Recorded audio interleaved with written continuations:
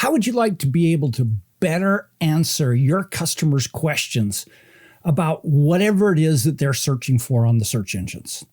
Do you think you'd be able to sell more if you did a better job of answering their questions? Just imagine for just a moment that you're working as a clerk in a retail store. Someone comes in and says, I have some questions.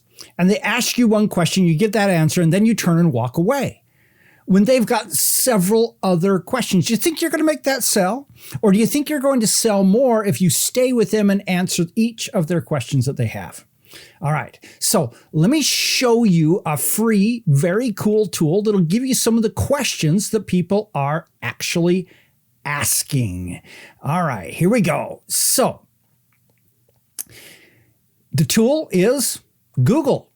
You can put in a term. I put in leg day workout. Okay, so let's just show how this can help to answer questions. So first off, oftentimes you get a section up here at the top. It's called a featured snippet that gives you an answer to the key phrase that is put up here. And so if you're going to do something about a leg day workout, you may want to consider putting in something about, hey, 10 must-do leg exercises for weight loss. But that's not particularly what I wanted to show you. What I wanted to show you is this. This is called the People Also Ask section, and it's in a lot of Google searches. And so this one is asking, what is a good leg day workout? How many workouts should I do on leg day? How often should you do leg day? Should you do cardio on leg day? And notice each one of these, I can click it down and get answers to those questions. So if you were going to do a blog post, an article, something else about leg day, you may want to consider doing this exercise, going through and look at the questions that people also ask, see what they're asking, and put that into your content. All right, so now let's continue on down and look. So these are a number of good things there. And by the way, which day is leg? So actually, here's what ended up happening. As I clicked on this, it actually brought up a few other ones. Okay, what should I do? Cardio on leg day? That was the last one. Now we get, why is leg day the hardest? And which day is leg day? Which I wasn't aware. There was a specific day. All right, but as I scroll down, I see a couple of things. First off, I'm going to scroll up. If there's images, notice these tags around it. These tags show that they have found that people who are looking for the term leg day workouts are also interested in doing them at the gym, doing them with body weight, doing them with barbells. And so these are more suggestions that people have. And let me continue on down and show you this. Oftentimes, you will have one or two articles that actually break out some more things. And so this is actually showing up below a specific post. Is it okay to train legs every day? Do leg workouts make your legs bigger?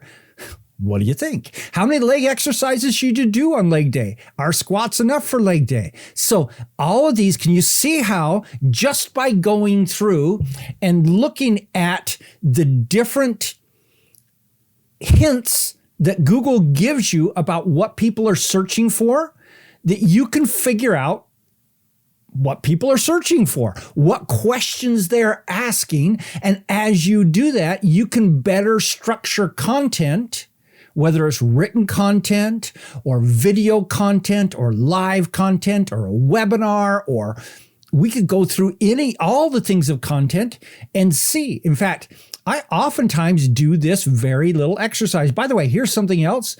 If there's a section with videos, you can see home for weight loss, dumbbell gyms. So these questions that we had up here for leg day workouts, just realized I wasn't showing you that. Okay, so if there's a video section, there's also some tags associated with that help you to understand other things that Google is seeing as searches on that particular topic. Let me just show you something else, okay? I'll just show you another search. So let's put in mindfulness. All right, so in mindfulness, we get a definition. So you may want to define what it means. Here's some people also ask, what's the meaning of? How do I start practicing? What are the 3 components? What are some mindfulness exercises? Then down this, what is mindfulness? What is the purpose?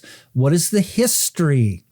Notice all of these are questions that people are frequently asking. Down here we get some, and by the way, you also may want to look at videos and look at the titles of the videos that Google is featuring in here. And each one of those titles can give you hints. Again, let me show you another one. So this is what I did before I did this particular video. I Googled how to discover your audience needs and wants. And I went through this and I said, how do you identify the needs of your target market? Well, one way you do it is you put in a search term and you see what comes up, and people also ask, what are the needs of the audience? One way to identify that is to put in the search term and see what comes up. How do you identify the audience and deal with them? And so here I may want to talk to you about identifying a target market avatar and how best to serve them. What information do you need to know about the audience? So I could go out and expand this out. I'm obviously not trying to do an overall overview here, but if I was to go into the topic of how to discover your audience needs and wants, I would probably want to include content on each one of these individual areas in that content to make it better. And we can do this with all kinds of searches. Let's just put in Pinterest marketing and see what comes up there. So here's Pinterest marketing. How can Pinterest be used for marketing? How much does a Pinterest ad cost? So if you're going to do something on Pinterest marketing, you probably want to talk about ads too. What's a good Pinterest marketing tool? How do I promote myself on Pinterest? Scroll down and see if there's anything else. Notice some videos down here giving us more hints on these things. So there you go. Overall, it's fairly simple.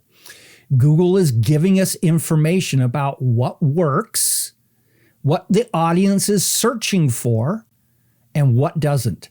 And I'm just suggesting, so there are paid tools that'll help you in this, but why not just use this free tool that'll give you a lot of information? Supplement it with the paid tool, but this can help you also. So Anna says, excellent. My goal is to make my YouTube videos show up as answers to people's questions on Google. Absolutely. And Isla says that could be a solid way to figure out a lead magnet. Absolutely. So if you were to go into those searches again, so here we are back on this. So actually, let's not do Pinterest marketing. Let's go back to leg day workout. So if you were going to do, let's say you had a course on leg day workouts, you may want to do an opt-in incentive on how often should I do leg day?